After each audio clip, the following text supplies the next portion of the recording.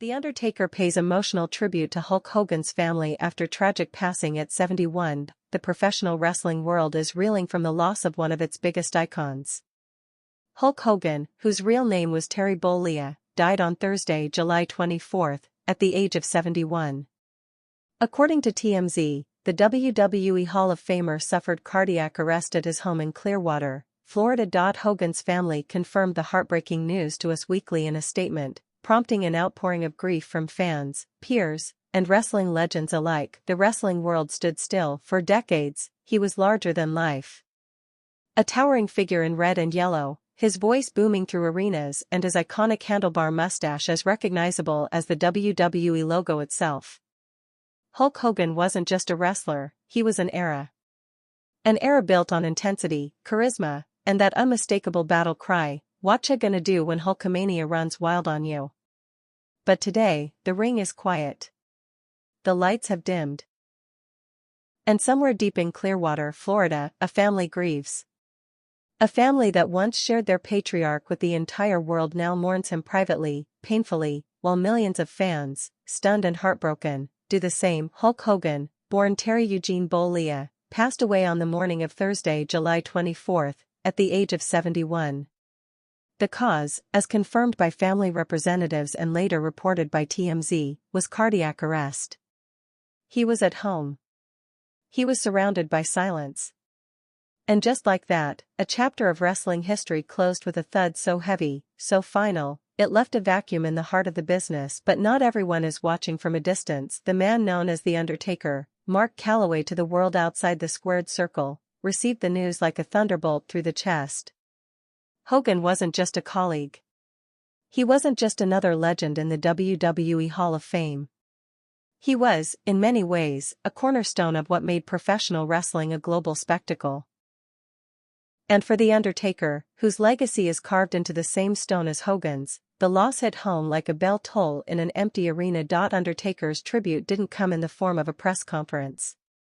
He didn't sit behind a desk with PR handlers or issue a bland social media post composed by a team of writers. No. He spoke in his own words, in his own way, and with a voice that cracked more than once as he addressed Hogan's family, both the one at home and the one scattered across the WWE universe. "I never thought I'd be saying goodbye to Hulk this soon," he began in a raw, emotionally charged video recorded from his home in Texas. "We all knew Terry was a fighter.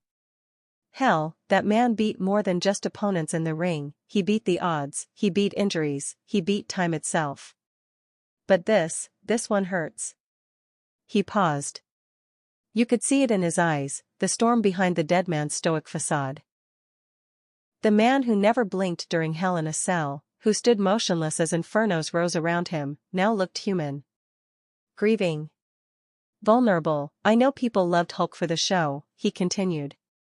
The entrances, the flexing, the promos, but behind all of that was a man who loved this business. Who bled for it. Who gave everything for it, even when it broke his body and tested his soul. And what a soul he had. Fans watching the video said it was the first time they'd seen The Undertaker this emotionally exposed. Because this wasn't just about Hulk Hogan the performer, it was about Terry Bollea, the man. The husband. The father. The friend. And for Calloway, who wrestled both with and against Hogan across multiple eras, it was about saying goodbye to someone who had helped define him. "People forget we weren't always allies," he said with a hint of a smile. "Back in the early 90s, when I came in, I was the dark shadow in a world full of bright lights.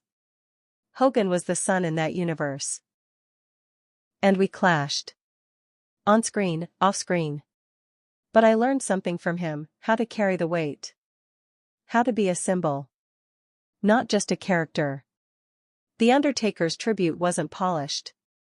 It wasn't filled with camera cuts or musical backdrops.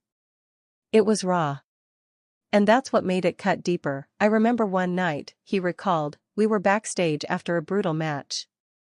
My back was killing me, and Terry was icing his knees. I looked at him and said, 'Brother, how do you keep going?' And he just laughed and said, 'Because I've still got more people to make believe.'" That's who he was. He believed in the magic of this business. Even when it stopped believing in him. That line alone, "more people to make believe," sparked an emotional flood among fans, peers, and journalists. Twitter exploded with hashtags. Hashtag Thank You Hogan trended globally within the hour. WWE Network aired back-to-back Hogan specials. And in the center of it all, was The Undertaker's voice, echoing across the void like a funeral bell for the golden age of wrestling. But his message wasn't just for fans. It was for Hogan's children. For his wife. For the ones who saw Terry Bollea without the bandana, without the spotlight, without the roar of an arena. To his family, he said softly, "I can't imagine your pain. You shared him with the world. And we took more than we gave. We cheered, we idolized, but we also criticized. He wasn't perfect, none of us are. But he loved deeply. He spoke often about his kids. He worried about them, you know? Always asking if this crazy business would protect them or devour them. That was Terry. Always a father first." At this point in the video, The Undertaker looked down. He rubbed his palms together, trying to collect himself. "I'll never forget the night he called me after my last WrestleMania match," he said. "He told me, 'Dead man, you carried the torch farther than I ever could. But don't ever let the fire burn you.' I didn't know what he meant then. I think I do now. The fire. The burden. The price of being immortal." Hogan, despite all his fame, was a man who carried that weight, every cheer, every boo, every championship belt, every public scandal, every comeback. And even in the darkest chapters of his life, he never stopped being Hulk Hogan. Not for the cameras. For the fans. For the kids who needed a hero with 24-inch pythons and a red and yellow dream. Backstage in WWE, the mood has shifted to mourning.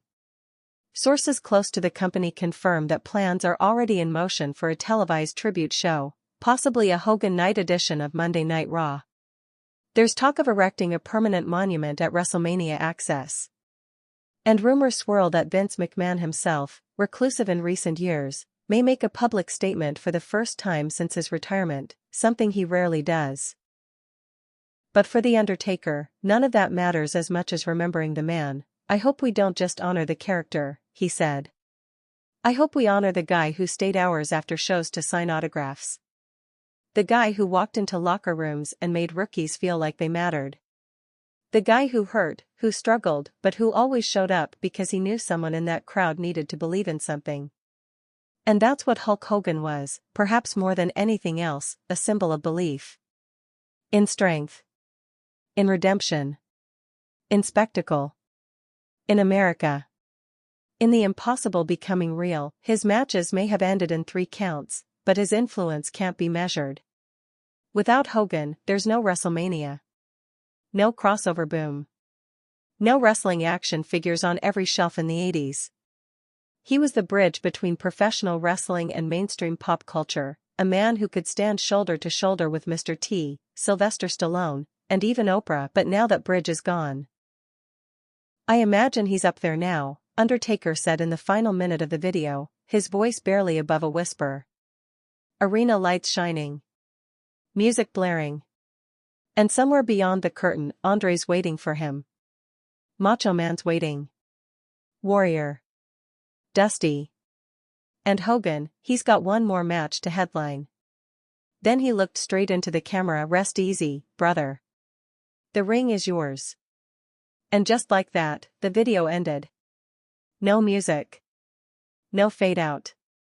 Just silence, but the message lingered. In the world of professional wrestling, where scripted lines and choreographed rivalries dominate, The Undertaker's tribute stood out not for its spectacle, but for its sincerity.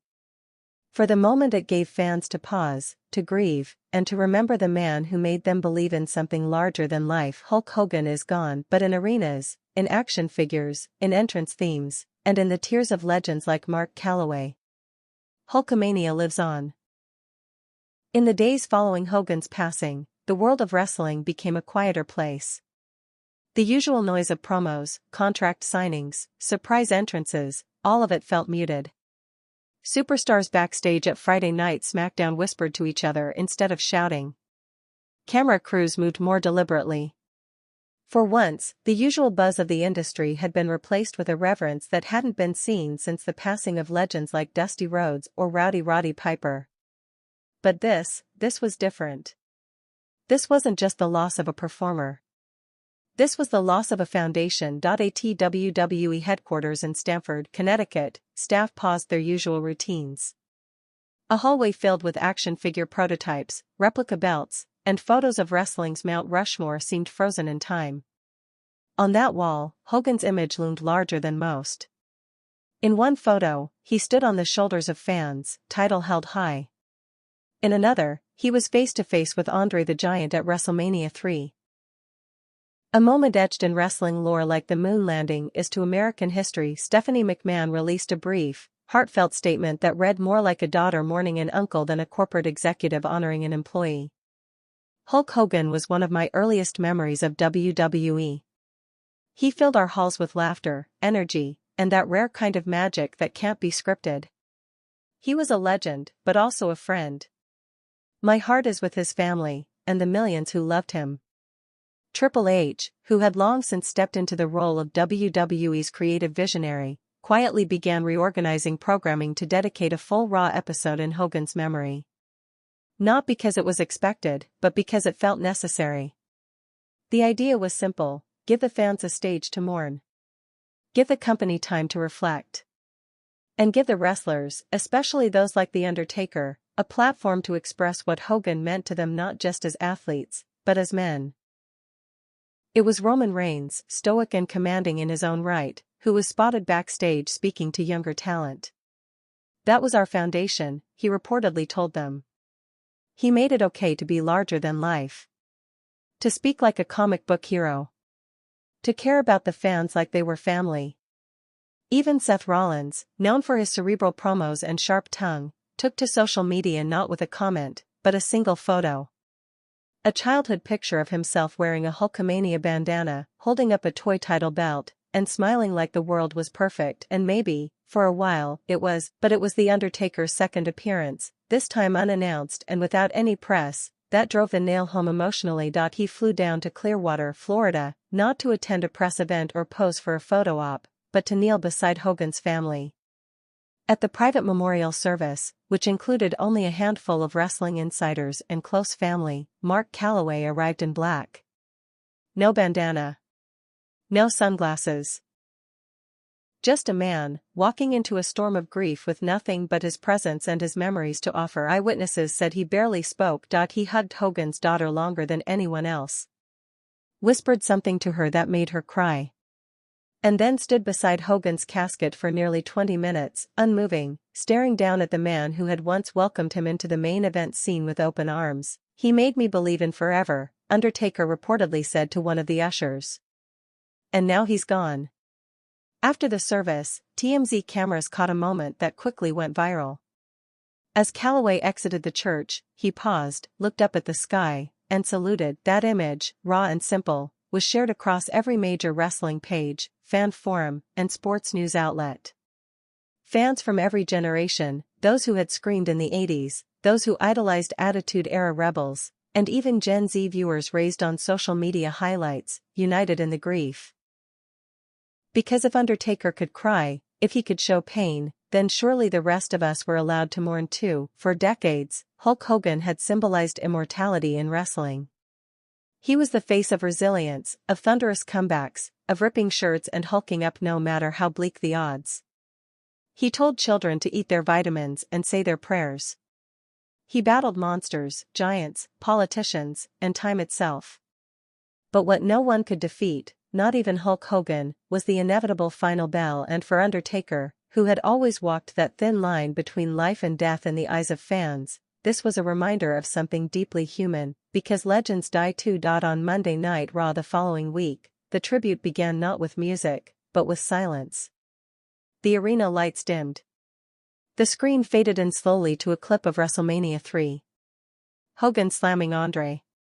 Gorilla Monsoon shouting, "He did it! He did it!" Then came a voice. It wasn't a voiceover, but something more raw. Actual audio of Hogan backstage once, talking to a young fan. "Never stop believing in yourself, little man. 'Cause if you do that, nothing can stop you. Then the screen went black. And slowly, from the shadows, a single gong echoed through the arena. It wasn't Undertaker's entrance. It was a toll. A eulogy. A requiem. And from the commentary table, Michael Cole spoke in barely more than a whisper. Tonight, we honor Hulk Hogan. The man, the myth, and the legacy. The first match didn't start for nearly 20 minutes. The show was hijacked by memory, by reverence, by video tributes from legends like Ric Flair, John Cena, Booker T, Randy Orton, even Brock Lesnar, men who usually keep their words short but this time let their emotions spill through every syllable. And finally, The Undertaker returned one last time that night, not to wrestle, not to speak, but to stand alone in the ring. The Titantron displayed Hogan's face. The crowd chanted his name. Red and yellow streamers fell from the ceiling, and Undertaker did what he had done so many times for others, but never had to do for a peer this close to his heart. He knelt in the center of the ring, raised one arm, and lifted his gaze skyward, not as the dead man, but as a brother saying goodbye. As the crowd remained on its feet, a quiet reverence settled over the arena. It was the kind of silence you only find in sacred moments, moments where time slows, where a generation exhales, where grief and gratitude intertwine. The Undertaker stayed in that kneeling position, eyes closed, his gloved hand held high toward the heavens, as if reaching for something now lost. There were no pyrotechnics. No music. Just the weight of a farewell hanging heavy in the air. Then slowly, with deliberate grace, he rose. You could see it in his posture. This wasn't the supernatural entity who once stalked through fire and lightning. This was a man, older now, weathered by time and pain and decades of sacrifice, bidding farewell to the only other icon who stood beside him at the genesis of modern professional wrestling. He reached into his long black coat and pulled out a single item, a red and yellow Hulkamania bandana, and gently, with the same solemnity of a flag being folded for a fallen soldier, the Undertaker placed it on the mat. The camera zoomed in. The bandana read, in worn lettering, "Train, say your prayers, eat your vitamins." A mantra that once echoed through arenas in the 80s, now resting like a final scripture in the center of the WWE ring. Then Undertaker stepped back. He looked to the sky once more and whispered, though the mic barely caught it, "Rest easy, brother. I'll carry this torch now." The moment was not scripted. It wasn't planned. Backstage sources confirmed afterward that Mark Calloway had insisted no one interfere, no segment timers, no interruptions. "This is personal," he told the production team. "This isn't part of the show. This is my goodbye." And WWE respected that. Backstage, the mood remained somber. Wrestlers young and old, some who had only met Hogan once, others who had grown up idolizing him, stood in hushed groups, watching the tribute on monitors. Rhea Ripley wiped away tears. Cody Rhodes nodded solemnly, the weight of legacy not lost on a man whose own father had once danced that same stage with Hogan. Kevin Owens, not one to get publicly emotional, was overheard telling Sami Zayn, "We owe him everything. He built the stage we stand on." It was more than a loss. It was a reckoning, because if Hulk Hogan, the indestructible, ever-resurrecting symbol of wrestling's golden era, could fall, then maybe nothing in this world was as eternal as it seemed. Not the streak. Not the titles. Not even the legends. And yet, in another way, Hogan's death didn't mark an end. It signaled a transfer. A torch passed not in gold belts or headlining matches, but in moments like these. In how The Undertaker, a man who once seemed unshakable, stood in the middle of the ring with tears burning behind his eyes, honoring a brother he never thought he'd have to bury. In the days that followed, tributes poured in from around the globe. From Hollywood, where stars remembered Terry Bollea as the charming cameo king who made even action heroes look tame. From Tokyo, where Japanese fans recalled his tours with NJPW and the groundbreaking matches that introduced strong style to the West. From the bodybuilding community, where his early days training in Venice Beach were still spoken of in awe. And from every corner of the internet, where fans shared grainy VHS screenshots, childhood Halloween costumes, and stories of how Hulk Hogan helped them believe in themselves, in heroes, in comeback stories. One viral video showed a young boy, bald from chemotherapy, holding a Hulk Hogan plush in a hospital bed and flexing weakly as his family sang the theme song. That clip, posted years ago, resurfaced with the caption, "He told me I was strong. So I believed it." Hogan's children, meanwhile, released a statement thanking fans for their love and support. "Our father was a giant in the eyes of the world, but to us, he was just Dad. A protector, a storyteller, and a man who tried every day to give us his best. We are heartbroken, but we are also grateful. You gave him a life beyond his wildest dreams. And he never stopped loving all of you." Inside the WWE creative meetings that week, discussions began not just about tributes, but about legacy. "Let's not just remember him," Triple H reportedly told his inner circle. "Let's teach them why he mattered." Plans are now in place for the WWE Hall of Fame 2026 to feature an extended Hogan memorial, with The Undertaker delivering the keynote speech. WWE Studios is in pre-production on a limited docuseries chronicling his rise, fall, and resurrection within the industry, both literal and spiritual.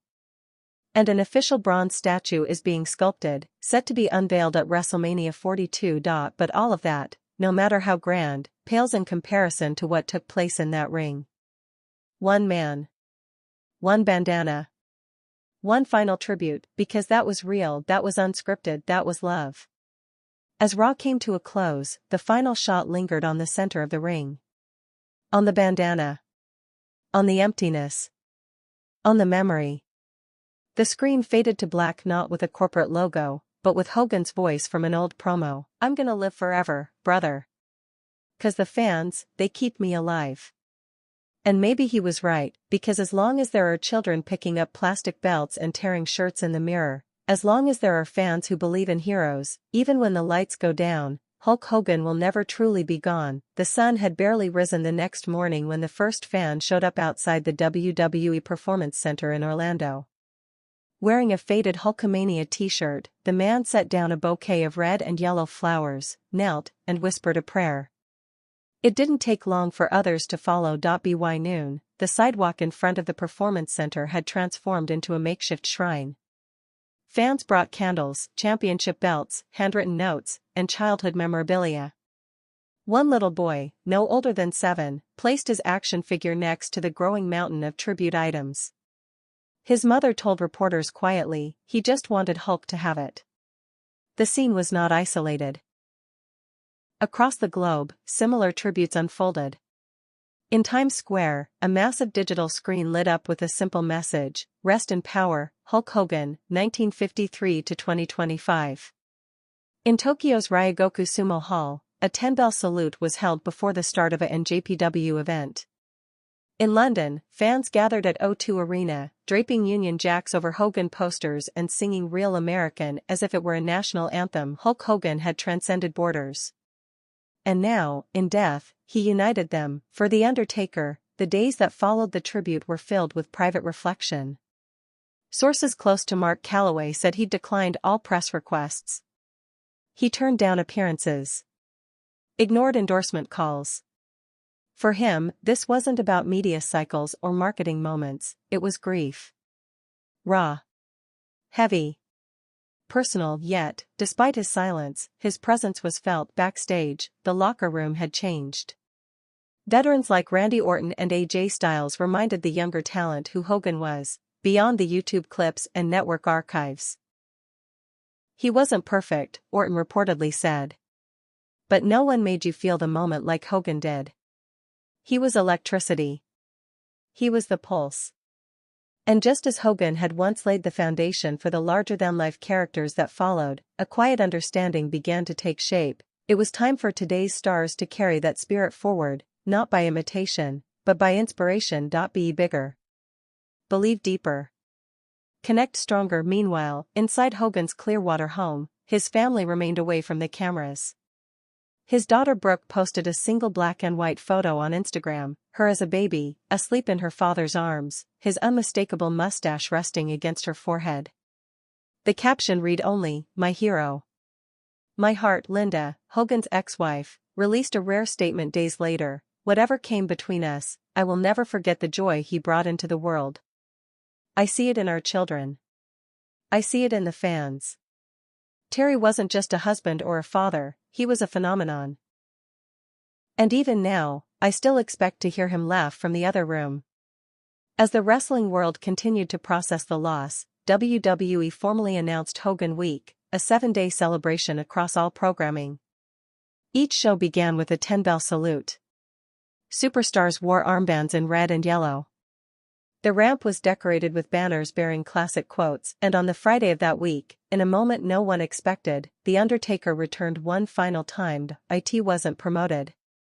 It wasn't teased, he simply walked out during the final segment of SmackDown, slow, deliberate, bathed in a soft spotlight.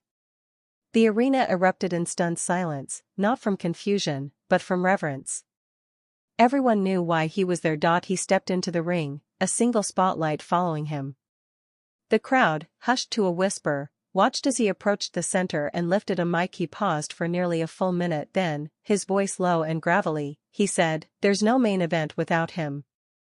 The crowd exploded. He continued. Wrestling's heart beats because of what that man gave. And when the lights are low, when the music stops, when the cheers are gone, his spirit's still gonna be here. In this ring. In all of you. He turned his head slightly to the hard cam, and for the first time in years, broke character completely. "I miss you, Terry." With that, the lights dimmed. A video package rolled on the screen, one final tribute. It began with the words, "To the man who made us believe." Set to a stripped-down, orchestral version of Real American, the footage was a journey, Hogan's early days as Thunder Lips, his rise in WWF, the slamming of Andre, his battles with Warrior, his jump to WCW, the NWO era, the WrestleMania returns, the Hall of Fame induction, the crowd chants, the autographs, the backstage hugs, the tears, and then, his voice, real, recorded, aged but powerful. "If I go tomorrow, just tell the fans I loved them." Every cheer, every boo, every kid who said their prayers, I carried all of that in my heart. Every match, every injury, every city, I did it for them. The screen faded to black. A final line appeared in gold, "Hulkamania is forever." The crowd, collectively, stood and chanted through tears, "Thank you, Hogan. Thank you, Hogan." Backstage, Mark Calloway sat alone in his locker room, staring at the monitor, tears trailing down his face. A WWE crew member approached, offering to take him out the back way. Calloway shook his head. "No. I walk through the front." Terry would have wanted that. And so, The Undertaker, no longer the dead man, but the man, walked through the front of the building, nodding at fans, shaking hands, accepting every thank you with quiet grace. As he reached the parking lot, a young fan tugged at his sleeve. "Was Hulk Hogan really a hero?" the boy asked. Mark Calloway looked down, eyes tired, smile soft. "He still is." Then he walked into the night, the echoes of Real American still faintly playing in the distance. In the days that followed, the wrestling world became a living eulogy across every WWE brand, Raw, SmackDown, NXT, the atmosphere was different. Even among the loud pops, pyro, and entrances, there was a subtle thread of mourning running through it all. It wasn't morbid. It was reverent. Like a massive, ongoing thank you that refused to be contained to one night, commentators referred to Hogan not in passing, but with intentionality. Michael Cole and Corey Graves mentioned his name in every broadcast. Not because they were told to, but because it felt right. Every wrestler walking down that ramp knew whose shoulders they were walking on. The bigger-than-life entrances, the oversized personas, the crowd interaction, Hogan didn't just inspire it. He helped invent it. Social media was still ablaze. Fans who once turned away from Hogan in controversy came back with forgiveness in their hearts. Not because they forgot the man's imperfections, but because death does what nothing else can. It reminds us that legacies are complicated, and love often outweighs the flaws. Podcasts emerged like wildfire, The Bump, After the Bell, Busted Open Radio, all devoting entire episodes to the life, career, and cultural imprint of Hulk Hogan. But the one that truly stood out was a special interview with The Undertaker, recorded at the WWE studios just 72 hours after his SmackDown appearance. "I wasn't gonna talk," Calloway admitted, voice low and heavy. But I realized, if I don't say it now, I'll regret it forever. He looked directly into the camera, no costume, no theatrics. Just truth, you know. I remember being a rookie, and there's Hogan, on top of the mountain. Biggest star in the business. And he took the time, to sit with me, talk psychology, help me understand how to build a moment. Not a match. A moment. Because that's